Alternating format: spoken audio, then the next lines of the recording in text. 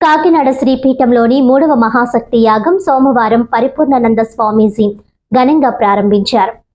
1000 కోట్ల కుంకుమార్చన లక్ష్యంగా ప్రారంభించగా మొదటి రోజు 100 కోట్ల కుంకుమార్చన కార్యక్రమానికి భారీ స్పందన లభించింది. ఈ సందర్భంగా స్వామీజీ మాట్లాడుతూ సకల సృష్టికి మూల కారణం ఆ తల్లి అని, ఎన్ని కష్టాలు ఎదురైనా మన సంకల్పం గొప్పవై ఉంటే ఆ సంకల్పానికి మించిన బలం లేదన్నారు. వివిధ ప్రాంతాల నుంచి పెద్ద ఎత్తున హాజరైన మహిళలు కుంకుమార్చనలో శ్రద్ధగా పాల్గొన్నారు. మొదటి రోజు శ్రీపీఠంలో వేంచేసి ఉన్న ఐశ్వర్యాంబిక అమ్మవారిని శ్రీ అన్నపూర్ణాదేవిగా అలంకరించారు. అన్న సూక్త హోమంలను వేద పండితులు మంత్రోచ్చరణల నడుమ నిర్వహించారు. తొలి రోజు సుమారు 15,000 మంది మహిళా భక్తులు హాజరై అమ్మవారికి కుంకుమార్చన నిర్వహించారు. దేవి శరన్నవరాత్రులను పురస్కరించుకుని శ్రీపీఠంలో ప్రతి సంవత్సరం మాదిరిగానే ఈ ఏడాది కూడా భారీ ఏర్పాట్ల నడుమ మహాశక్తి యాగం కార్యక్రమం నిర్వహిస్తున్నట్లు తెలిపారు. 11 రోజుల పాటు జరగనున్న మహాశక్తి యాగంలో భాగంగా 7 రోజుల్లోనే 100 కోట్ల కుంకుమార్చన పూర్తి కానుందని, మహాశక్తి యాగంలో భాగంగా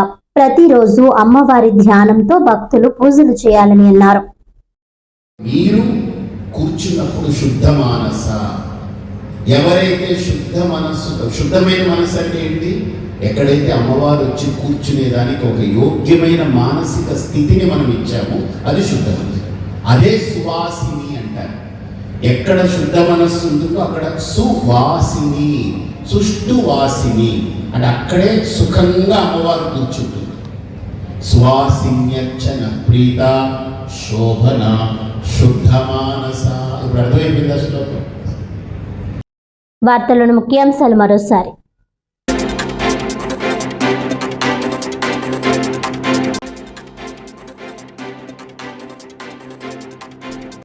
కాకినాడ కలెక్టరేట్ వద్ద ఇండియన్ లాయర్స్ అసోసియేషన్ ఆధ్వర్యంలో ధర్నా.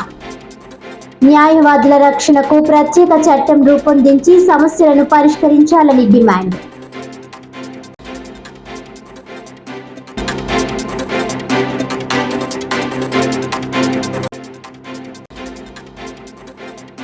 కాకినాడ శ్రీపీఠంలోని 3వ మహాశక్తి యాగం ప్రారంభించిన పరిపూర్ణానంద స్వామీజీ వివిధ ప్రాంతాల నుంచి పెద్ద ఎత్తున హాజరై కుంకుమ పూజలు నిర్వహించిన మహిళలు.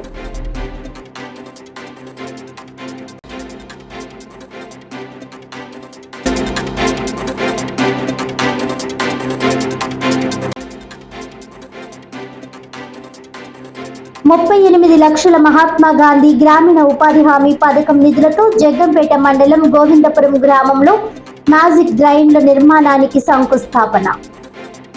ప్రభుత్వం సూపర్ 6 పథకాలు అమలు చేస్తూనే గ్రామాల్లో మౌలిక వసతులు కల్పిస్తోందన్న నియోజకవర్గ అభివృద్ధి కమిటీ చైర్మన్, జిల్లా టీడీపీ అధ్యక్షులు జ్యోతుల నవీన్.